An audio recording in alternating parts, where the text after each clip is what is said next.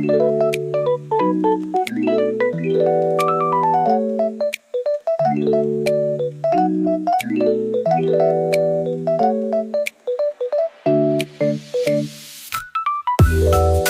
semuanya, selamat datang di podcast ini yang berjudul Cahaya di Sudut Cerita.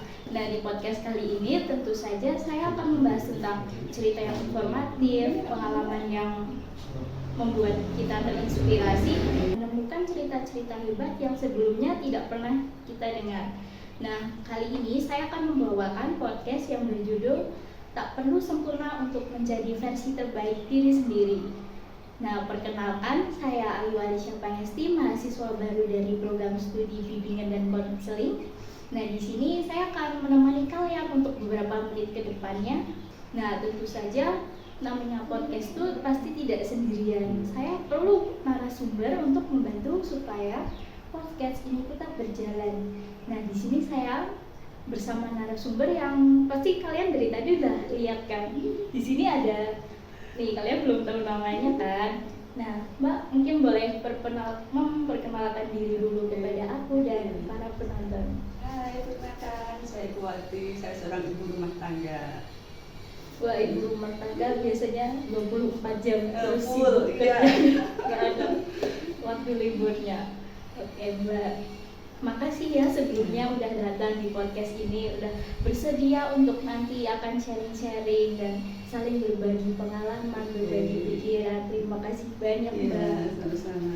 Oh iya, semuanya Mbak, apa kabar?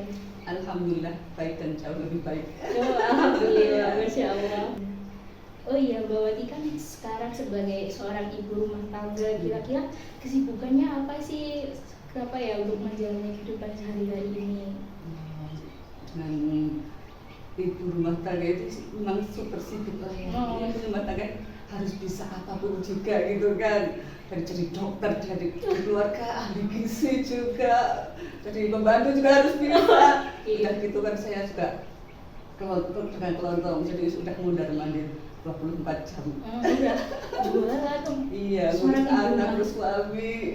Seorang ibu rumah tangga itu multi talent, dia bisa ngerjain semuanya seperti ibu-ibu kita dan ibu Wati juga. Sebelum kita mungkin masuk ke cerita atau ke pengalaman yang lebih dalam lagi, mungkin saya tuh pengen tahu kenapa sih Mbak Wati itu mau dan berkenan untuk hadir ke podcast saya ini. Oh iya, intinya saya itu dari dulu kita itu harus bisa bermanfaat bagi yang lain. Semua yang kita miliki insya Allah juga bisa menjadi hikmah buat yang lainnya. Jadi bisa tambah ilmu juga ya Mbak Ayu ya. Iya. Intinya berbagi lah ya, berbagi pengalaman. Masya Allah, sangat apa ya, kayak membuat saya terharu karena kita juga bener kan, ilmu dan pengalaman itu bisa kita pelajari Iya, dari manapun. aja. Iya. Mungkin nih kalau Mbak nyaman, mungkin Iya. Mbak Wati bisa menceritakan kondisi yang Mbak Wati alami. Mungkin nggak perlu detail tapi kayak gambaran aja. Setelah saya tahu ini apa sebelum saya tahu? Sebelum tahu dulu. Sebelum tahu kehidupan saya itu memang apa ya, ekstrim mungkin ya. Ekstrim. Dari kecil kehidupan saya itu memang ekstrim gitu. Jadi mungkin terlalu berat, terlalu banyak beban, tapi nggak mau diucapkan. Gitu. Terpendam. Saya kan orangnya pendiam, kadang kan udah mau mengucapkan gini, tapi takut tadi kan dimarahin kan, akhirnya ya tahan aja. Nggak mau nangis gitu, nggak boleh nangis, aku nggak boleh cengeng. Oh ternyata saya dari kedua belajar terus berubah, ini nggak boleh ternyata seperti itu. Sekarang mau jerit nangis itu sebenarnya kan harus bisa meluapkan emosi ya. Oh jadi Mbak Wati sadar nih kayak, oh iya pas Mbak Wati sampai ke psikiater itu sadarnya kenapa sampai mau ke psikiater? Saya dulu nggak kepikiran ke psikiater ya, saya berobat ke puskesmas itu 6 bulan. Di sana saya nggak ada perkembangan apa-apa, kan saya kaki sampai kram langsung begitu sakitnya luar biasa. Habis itu nggak bisa jalan gitu. Saya paniknya di situ, jadi dari kaki kram itu saya kayaknya kepikiran terus, jadi saya panik attack. Jadi anxiety saya itu pertama tuh di situ. Kecemasan ya? Kecemasan itu ada karena kaki saya tegang gitu, sakit sekali. Dan itu udah berobat di puskesmas, ada 6 bulan tapi nggak ada perkembangan. Lalu saya browsing kan, sekarang modern HP, ya, terus harus tahu diri sendiri kan, yang browsing apa saya ini ya panic attack atau anxiety disorder, itu aja udah psikosomatik ya, itu udah masuk ke psikolog. Terus saya langsung fokus lagi, kenapa mbak? Kayak anxiety itu disorder mbak, iya terlalu mengganggu gitu kan. Di puskesmas nggak bisa mbak, nanti tak rujuk aja ke rumah sakit ke RSU apa PKU yang RSU aja. Langsung saya rujuk ke sana, udah saya siap mau sembuh di situ gitu. Oh jadi mbak tuh awalnya kayak rasa kok nggak enak, cemas, apalagi karena tekanan tadi, terus mbak akhirnya browsing tuh ada anxiety kan nggak tahu penyakit kayak gitu nah kan. iya, terus akhirnya ke psikiater, habis itu ada cek dan hasilnya ternyata beneran anxiety disorder. Wah, berarti teman-teman juga harus tahu nih kayak tanda-tanda ketika mungkin sedang mengalami tertekan atau merasa sedih, cemas, berlebihan, mungkin itu menjadi sebagai tanda untuk meminta tolong. Nah, jadi mungkin jangan dipendam terus ya mbak, harus diungkapin juga. Wajib cerita. Kalau nggak bisa cerita, tulis aja di buku. Kalau mau nangis. Iya, begitu pertama masuk ke psikiater, nggak tahu, saya di sana biasa aja, kayak kuat gitu. Ditanya, saya nangis stres-stresnya. Dokter bilang nggak apa-apa. Iya, karena itu meluapkan emosi kan, supaya hatinya tenang. Nah, itu tadi Mbak Wati cerita pertama kali nih kita ke psikiater, rasanya seperti ingin menangis. Nah, berarti saat Mbak Wati ingin ke psikiater tuh perasaannya gimana? Kayak rasa takut atau masih cemas kan karena baru nih? Enggak, saya mungkin udah terlalu lama merasakan nggak nyaman dengan sakit saya. Begitu ada jalan ini ke psikiater gitu, oke saya siap, saya senang malah situ. Kayaknya saya mau bisa menemukan kesembuhan saya di situ gitu. Oh, jadi semangat banget. Malah semangat untuk menyembuhkan apa yang ada pada diri kita supaya lebih lega juga ya. Soalnya kan udah 6 bulan nggak tahu kenapa kan. Iya. Merasakan sesuatu yang kita tuh nggak tahu, tapi nggak tahu juga cara nyembuhinnya kalau diri sendiri. Rasanya kan kalau di kumat itu ya kayak mau meninggal, kayak apa kan bisa bangun gitu langsung. Iya benar. Duduk gitu. Wah, apa jantung ya gitu kan. Iya. Oh, kalau itu namanya biasanya manik tuh kayak masa saat kambuh anxiety itu ya. Biasanya kalau lagi manik itu sebelum ke psikiater Mbak Wati itu ngapain kira-kira? Kalau sekitar lagi misalkan bangun tidur tadi kan tiba-tiba berdebar, nah itu biasanya Mbak Wati ngapain? Karena kan belum ke psikiater, belum tahu. Biasanya paling mudah hadir cuma lihat gambar yang lucu, saya alihkan ya. Kan gambar yang lucu, pas kenang-kenangan dulu sama anak, foto-foto gitu, paling kayak gitu. Oh, buat ngalihin cemasnya ya. Itu agak membantu, tapi kan kita belum bisa benar-benar apa yang bisa dibantu kan belum tahu. Iya, karena belum tahu. Iya, belum belajar. Nah, jadi kan saat Mbak Wati sudah ke psikiater terus mengalami anxiety disorder. Nah, itu kira-kira di lingkup keluarga atau teman atau bahkan anak, kira-kira siapa yang kayak mendukung banget, mensupport Mbak Wati buat supaya pulih kembali? Iya, ini suami. Nomor satu suami paling mendukung, alhamdulillah. Masya Allah. Oh iya, kadang hal sederhana hanya kita sekedar menemani, mensupport itu tuh justru kayak apa ya, berdampak besar banget gitu ya. Karena dia udah tak kasih kalimat-kalimat sing bisa bikin saya nyaman. Saya kan penakut orangnya. Dan suami saya memang pendiam. Jadi Pak tolong bilang peluk saya, bilang saya aman, saya akan baik-baik saja sama kamu gitu. Itu benar-benar membuat saya lebih nyaman gitu, kayak nggak nyaman. Wah, suaminya sangat dramatis sekali ya. Jadi di keluarga itu penting banget untuk proses pemulihan saat kita juga sedang mengalami suatu problem supaya cepat juga kan. Terus diri kita jadi merasa nyaman, orang-orang sekitar mendukung dan semangat untuk sehat. Iya, itu benar sekali. Kira-kira Mbak Wati tadi sudah menjalani apa ya, berkeinginan bahkan bersemangat saat ke psikiater supaya sembuh. Nah, kira-kira apa sih yang membuat Mbak Wati itu kayak yakin aku pengen sembuh gitu, kayak hal yang menyemangati Mbak Wati itu apa? Yang semangat keluarga kecil Keluarga. gitu ya. Karena saya seorang ibu, anak saya masih kecil-kecil, saya itu masih jadi dunia buat anak-anak saya. Saya harus seneng gitu kan. Kalau untuk menyenangkan orang lain saya harus seneng menyenangkan diri sendiri. Nomor satu. Wah, Mbak Wati ini sangat sebagai ibu yang sangat bertanggung jawab dan sangat menyertai anak-anaknya. Mbak Wati dengan sukarela bahkan senang ia ingin sembuh dari anxiety disorder-nya.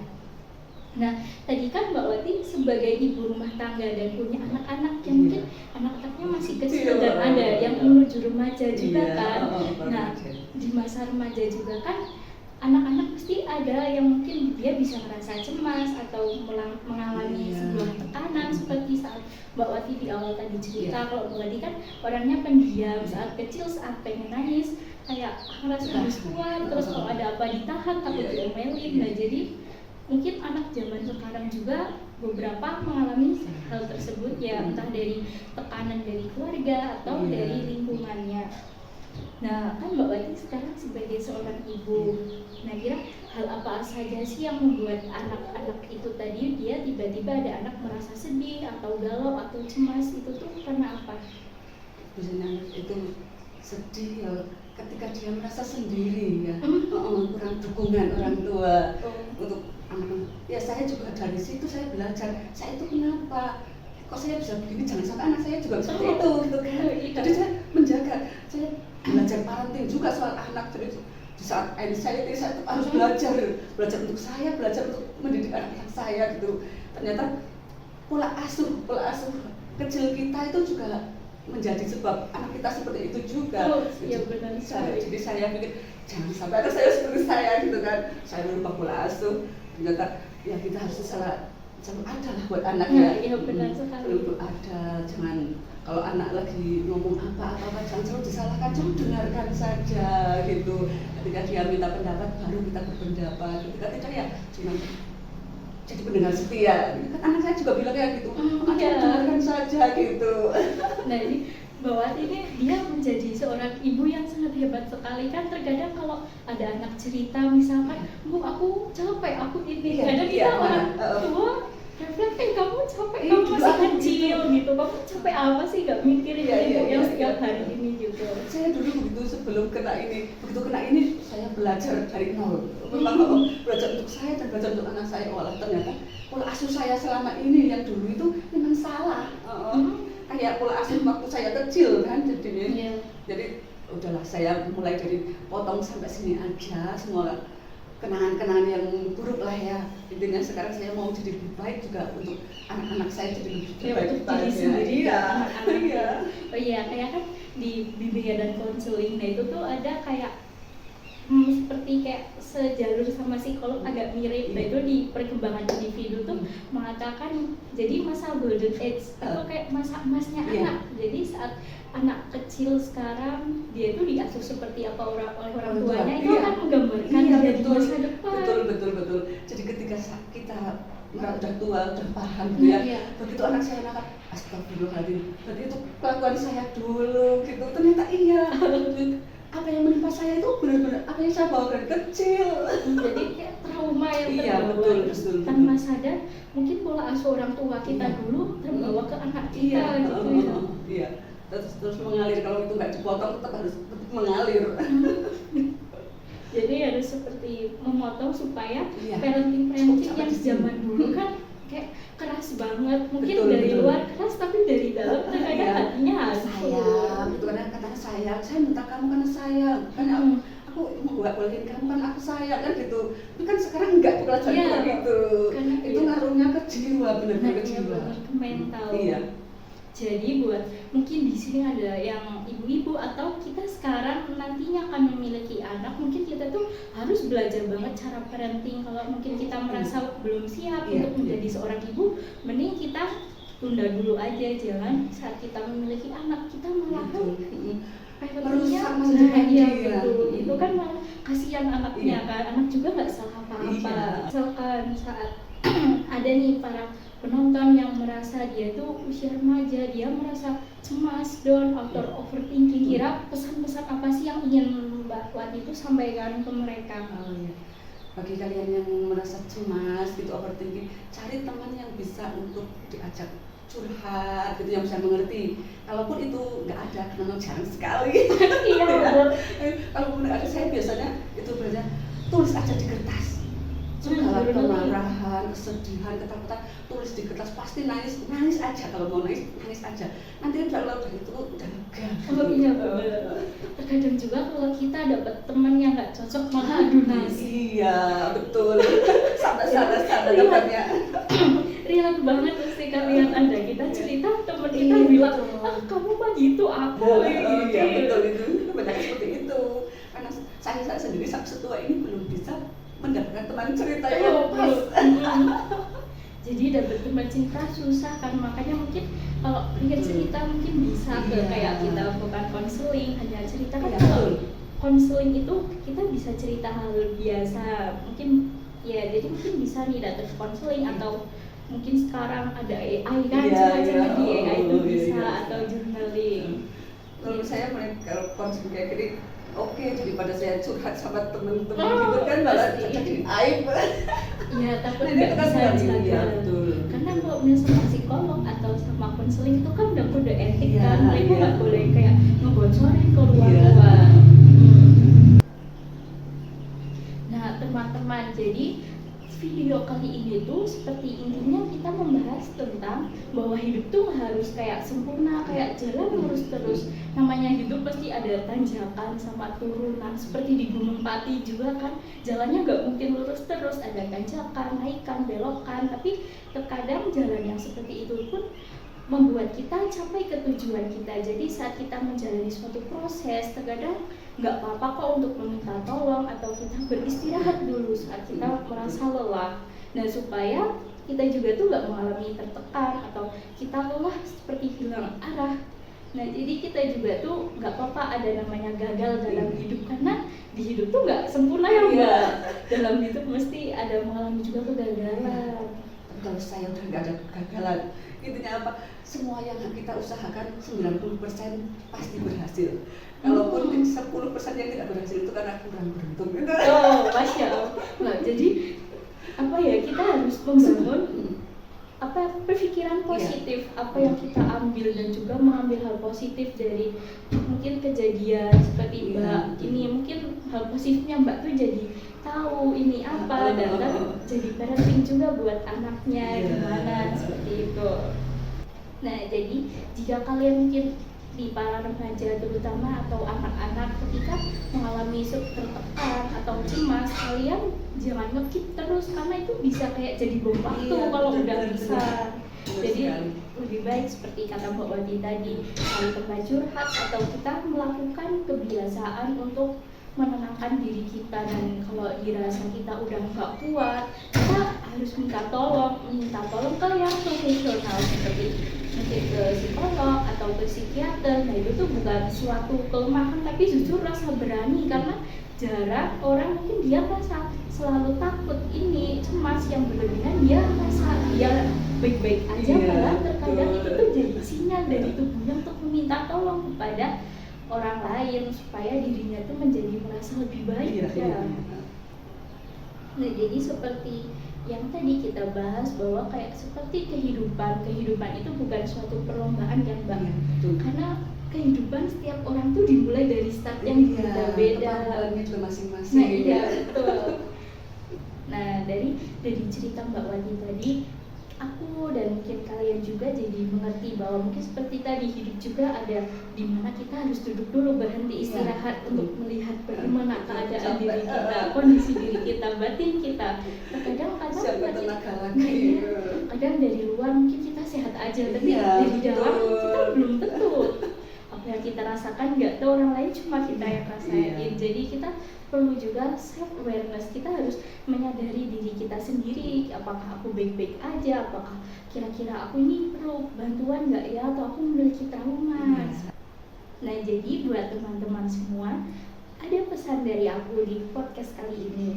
Nah yaitu menjadi versi terbaik dari diri sendiri itu nggak harus sempurna, tapi dari diri kita sendiri apa adanya, versi terbaik sesuai apa kemampuan kita. Jangan memandang apa yang kita miliki dengan apa yang orang lain miliki. Nah, kita harus tumbuh dan terus berkembang dengan kemampuan diri kita tanpa kita mengukur kebahagiaan atau keberhasilan kita dengan kebahagiaan atau keberhasilan orang lain.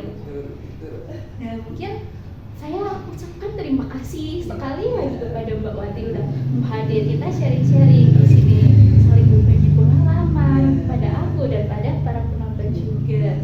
Terima kasih banyak Mbak udah hadir dan untuk podcast saya di Sudut Cerita. Mungkin Mbak ini cerita bukan cuma untuk diri sendiri atau untuk saya, tapi juga cerita yang Mbak bagikan itu tuh bisa menjadi cahaya untuk para pendengar juga. Bisa tambahan ilmu lah ya, bagi yang belum tahu gitu. Ilmu kan datang dari mana aja. Terima kasih buat para penonton yang sudah menyempatkan waktunya dan menonton podcast Cahaya di Sudut Cerita. Nah, sampai jumpa di sini lagi. Terima kasih Mbak Wati dan para penonton.